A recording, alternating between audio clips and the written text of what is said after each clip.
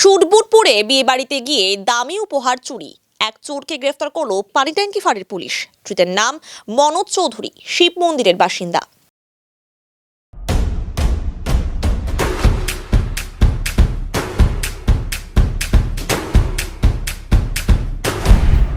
Stay tuned. Police সূত্রে জানা গিয়েছে, গত কয়েক বছর ধরে মনোজ চৌধুরী শুটবুট পরে বিয়ে বাড়িতে গিয়ে চুরির ঘটনা ঘটাচ্ছিল। গত 24শে জানুয়ারি একটি ভবনে বিয়ের অনুষ্ঠানে চুরির ঘটনা ঘটে। ঘটনার পর পানিট্যাঙ্কি ফাঁড়িতে মৌখিক অভিযোগ দায়ের করা হয়। এরপর পুলিশ সিসিটিভি ফুটেজের ভিত্তিতে মামলার তদন্ত শুরু করে এবং অভিযুক্তকে ধরার জন্য ফাঁদ পাতে। গতকাল ওই একই ভবনে আরেকটি বিয়ের অনুষ্ঠান ছিল। সেই বিয়েতে অভিযুক্তকে ধরতে বরযাত্রীর ছদ্মবেশে পৌঁছায় পুলিশ। মনোজ চৌধুরী সেই বিয়ের অনুষ্ঠানেও চুরি করতে পৌঁছায়।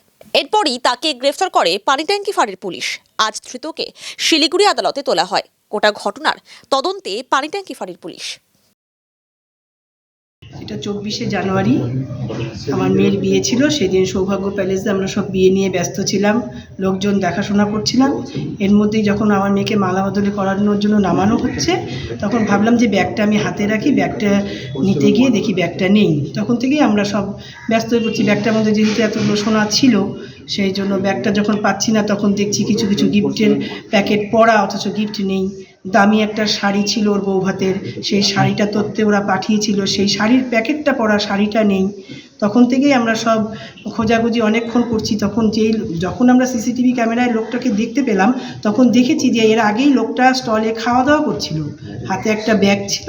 আমি অতটা বুঝতে পারিনি। আমরা ভাবছি কোনো গেস্ট, ছেলের পক্ষ থেকেই হোক বা আমাদের কারো মেয়ের বন্ধু টন্ধুর পক্ষ থেকেই হোক, কোনো গেস্ট ভেবেছি। আমি তো বুঝতেই পারিনি। কোট প্যান্ট পরা ছিল, ভদ্রলোক দেখে। তারপরে ওই সিসিটিভি ক্যামেরায় যখন দেখলাম, আমরা নেই দেখি কে চুরি করছে। যখন দেখলাম, তখন ওই ভদ্রলোককে দেখলাম। সাথে সাথে পুলিশকেও ইনফর্ম করা হলো। পুলিশও আসলো, দেখলো, সব বললো যে আপনাদের চিন্তা নেই, আমরা দেখছি জিনিসটা তলিয়ে। কিন্তু আজ অবধি কোনো কিছু আর খবর দেয়নি।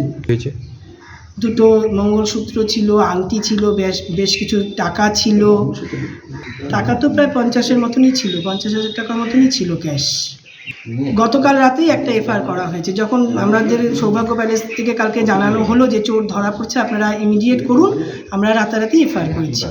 হয়েছে এখন উনি পরপর এমনভাবে চুরি করছেন, ধরা পড়ছে, সেই জন্যই হয়তো গ্রেপ্তার। আমাদের কোনো আশ্বাসই দেয়নি। প্রথম দিন যখন আমাদের হয়েছিল, তখন বলেছিল যে আমরা দেখছি, আপনারা চিন্তা করবেন না, আমরা দেখছি। তা আমরা ওইভাবেই আর কিছু করিনি যে পেয়ে যাব বলে। তারপর থেকে আর ওনারা কোনো ইয়েও করেনি, আমরাও আর তলিয়ে দেখিনি জিনিসটা। এটা তো তলিয়ে দেখা পুলিশেরই কর্তব্য। যখন আমরা জানানো হয়ে গেছে, তখন ওনারা যখন বললো আমরা দেখছি, তা কর্তব্যটা তো পুলিশদেরই ছিল, তাই না?